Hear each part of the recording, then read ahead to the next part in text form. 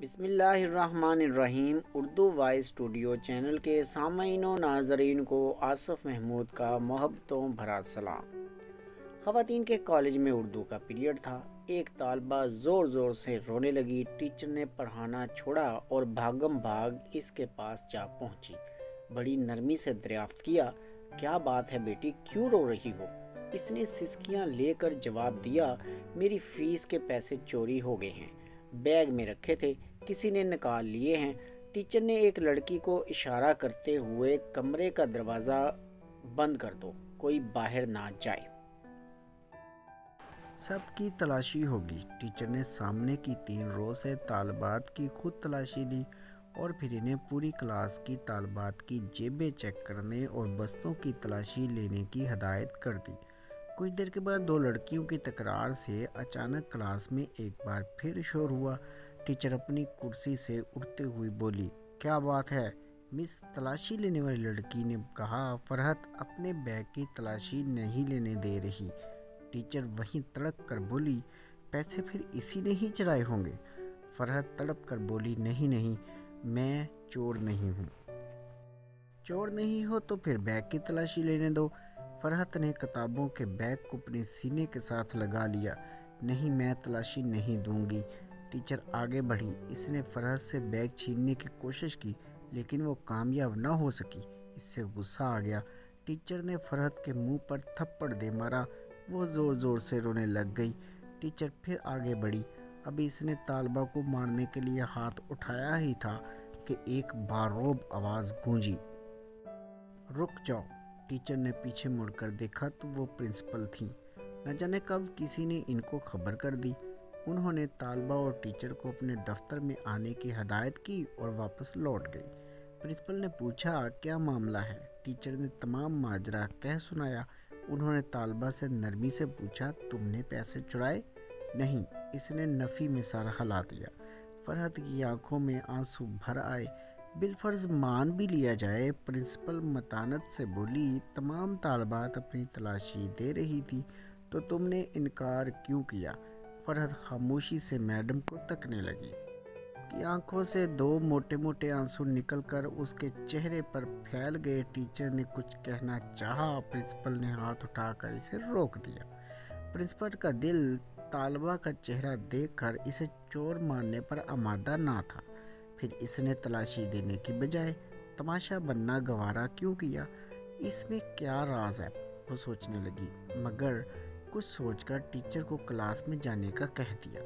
اس نے فرحت کو اپنے سامنے والی نشست پر بٹھا کر پھر استفسار کیا۔ اس نے خاموشی سے اپنا بیگ ان کے حوالے کر دیا۔ پرنسپل نے اشتیاق و تجسس اور دھڑکتے دل کے ساتھ بیگ کو کھولا۔ مگر یہ کیا، کتابوں کے بیگ میں کالے رنگ کا پھولا ہوا شاپر بھی باہر نکل آیا۔ طالبہ کو یوں لگا جیسے اس کا دل سینے سے باہر نکل آیا ہو۔ فرحت کی ہچکیاں بند گئی۔ پرنسپل نے شاپر کھولا۔ اس میں آدھ کھائے برگر، سموسے، پیزا کے ٹکڑے، نان، کچھ کباب، دہی کی چٹنی میں ڈوبی ہوئی چکن کی بوٹیاں۔ سارا معاملہ پرنسپل کی سمجھ میں آ گیا۔ وہ کانپتے وجود کے ساتھ اٹھی، روتی ہوئی فرحت کو گلے لگا لیا، خود بھی رونے لگ گئی۔ فرحت نے بتایا، میرا کوئی بڑا بھائی نہیں، دیگر 3 بہن بھائی اس سے چھوٹے ہیں۔ والد صاحب ریٹائرمنٹ سے پہلے ہی بیمار رہنے لگے تھے۔ گھر میں کوئی اور کفیل نہیں، پینشن سے گزارا نہیں ہوتا، بھوک سے مجبور ہو کر ایک رات دن کا پھکا تھا، ناشتے میں کچھ نہ تھا۔ کالج جانے لگی اور نکاحت سے چلنا مشکل ہو گیا۔ میں کباب کی دکان کے آگے سے گزری تو کچرے میں کچھ نان کے ٹکڑے اور آدھا کھایا ہوا چکن کا پیس پڑا دیکھا تو بے اختیار اٹھا کر کھا لیا۔ قریبی نل سے پانی پی کر خدا کا شکر ادا کیا۔ پھر ایسا کئی مرتبہ ہوا۔ ایک دن میں دکان کے تھڑے پر بیٹھی پیٹ کا دوزخ بھر رہی تھی کہ دکان کا مالک آیا۔ اس نے مجھے دیکھا تو دیکھتا ہی رہ گیا۔ ندیدوں کی طرح نان اور کباب کا ٹکڑا کھاتا دیکھ کر پہلے وہ پریشان ہوا۔ सारी बात इसकी समझ में आ गई। वो एक नेक और हमदर्द इंसान साबित हुआ। मैंने इसे अपने हालात सच बता दिए। इसे बहुत तरस आया।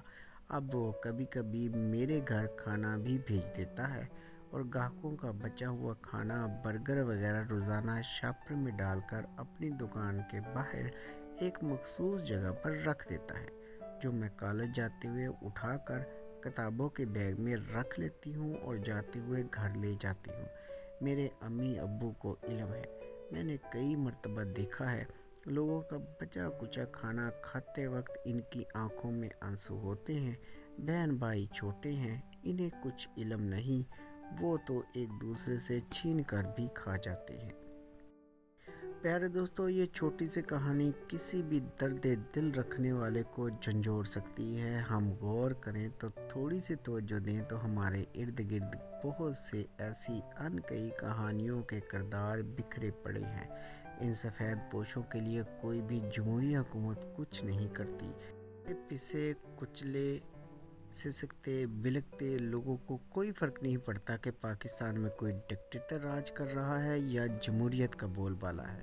न जाने कितने लाखों और करोड़ों अवाम का एक ही मसला है, 2 वक्त की रोटी, जो बिलक बिलक कर थक गए हैं कि पाकिस्तान के हुक्मरानों, खुदा के वास्ते रहम करो, गरीबों से हमदर्दी करो। इनको हुकूमत या शहरियत 2 वक्त की रोटी चाहिए।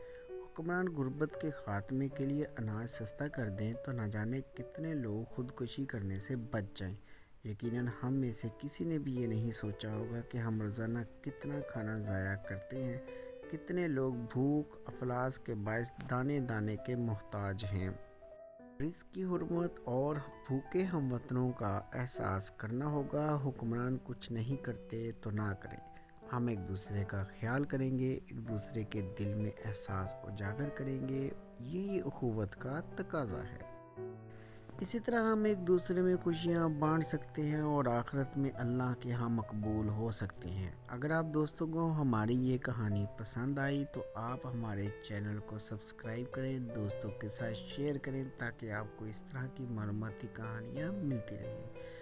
दुआ में याद रखिएगा, अपना बहुत ख्याल रखिएगा। अल्लाह हाफिज़।